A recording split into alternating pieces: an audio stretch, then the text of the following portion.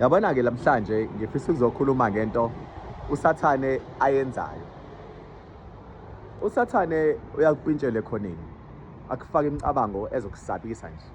Uthi usabathe uyacabanga. Lento futhi uma ungaphumanga kuyona ugcina usuwenza into engasiyo. uSathane loyo. Ngoba uma uphumile kuyona uyabona ukuthi this was unnecessary to waste 2 hours, 3 hours, 4 hours busy thinking of lento le. uSathane ukufaka i-pressure unnecessary uma ngabe efuna ukuconfuse so that will do greater damage, which is why abantu abaningi besendela ama-text bewa-delete, abanye besifonela bengenayo into esile abazoyisho. These people want an escape from uSathane. I see a lot of people over the phone, emateksini, emgaqweni, emamoli, busy pretending to be speaking nefoni. Kanti labantu laba, they want an escape. Ngifisa ukutshena la ukuthi the true escape yokuphuma nje kule pressure uSathane akufayela yona. Confrontation. Confront into, see ukuthi iqhamuka kuphi. If iqhamuka kuSathane, pray about it ngoba kuyozumenza kuyeke. Pray about it. Cela uNkulunkulu ukuthi uNkulunkulu, this is beyond my reach. This is your area of expecting. Ngicela uNkulunkulu ngenelele udile naleli qile likuSathane nomqhathi nomqamba manga. Ngoba phela la liyasho izwi ukuthi asibambele nenyama negazi, bambele noma bobukhathi ababusi baleli zwe bobumnyama, yimibuso yaleli zwe bobumnyama, ubuqebi kaSathane nemicibisho yakhe evuthayo. So during that day uyakutargeta kuma areas weak kuwona, so long as nawe ungaboni ukuthi uyena uyakutargeta, and luckily uyawina ngoba phela isuke lo area i-exposed again.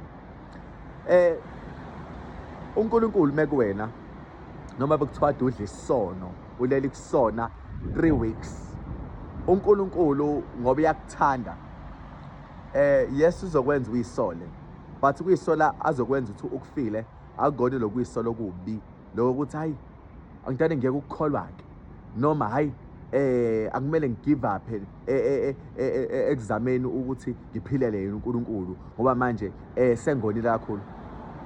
Ukuyisola lokho uNkulunkulu akupha kona, ukupha lokuyisola kokubona ukuthi uyona, but base encourage ukuthi at least do better.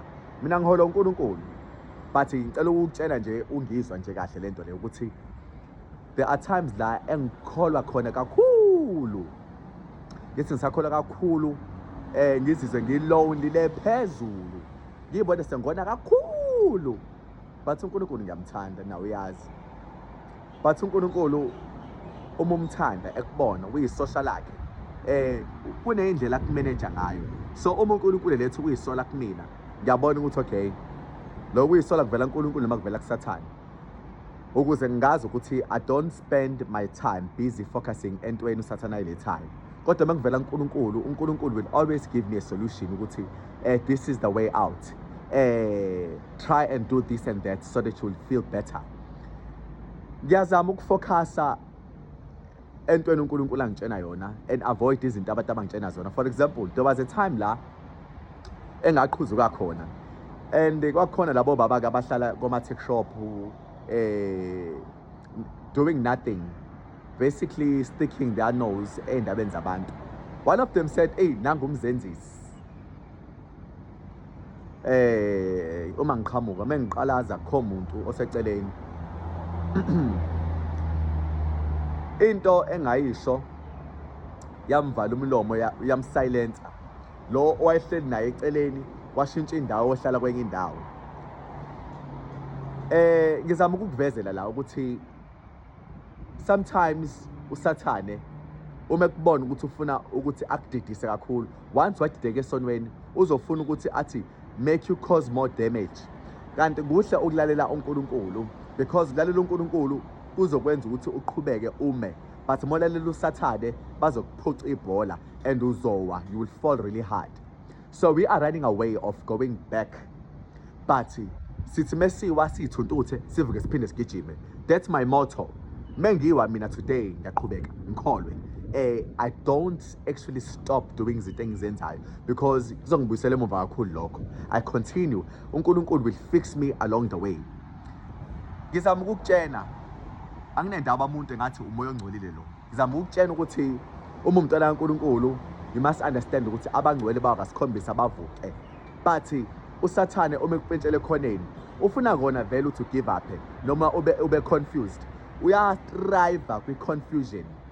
Iy'ngane zakhe ziqale zidlala umlabalaba nje, zikudida umqondo, zikujike ngoba zifuna ukudida umqondo ngale nkathi wena ungasekho aware, ungasekho vigilant, ungasekho focused. Bazozama-ke ukuthi take that advantage mase beyadlala. Uma bedlala bayakuphuca bascore ama-point.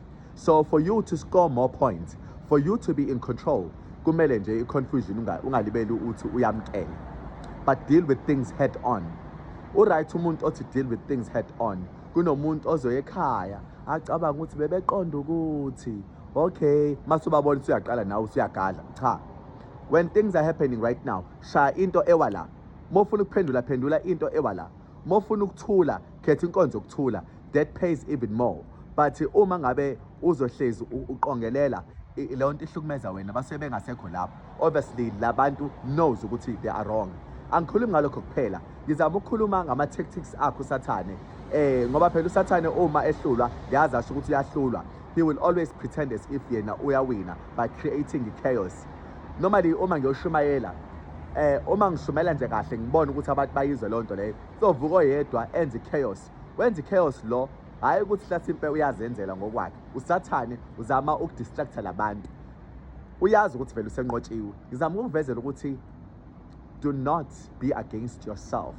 Uma ubona ukuthi la usathane upitshele khoneni, yeceleni ukhuleke eNkulunkulu uhlabelele uma ukuhlabelela kuyikona ukukusizayo. Noma Hlasimpe uvuma izono uma ngabe kuyikona ukukusizayo. Noma Hlasimpe ushumayele uma kuyikona ukukusizayo. Anything that will link you kuNkulunkulu, connect you kuNkulunkulu, yenze. Because kuNkulunkulu ila khona esiba revived khona, ila khona esithola khona singobani, ila khona uNkulunkulu esikhumbuza khona zonke izinto. So it's better ukuthi ube safe ezandleni zikaNkulunkulu nokuthi uphephe ezandleni zabantu benhliziyo yomuntu yimbi. Akuba uNkulunkulu omele udaba lakho, ngoba uma uNkulunkulu ungakuwena, it doesn't matter bangalela abantu aba against wena.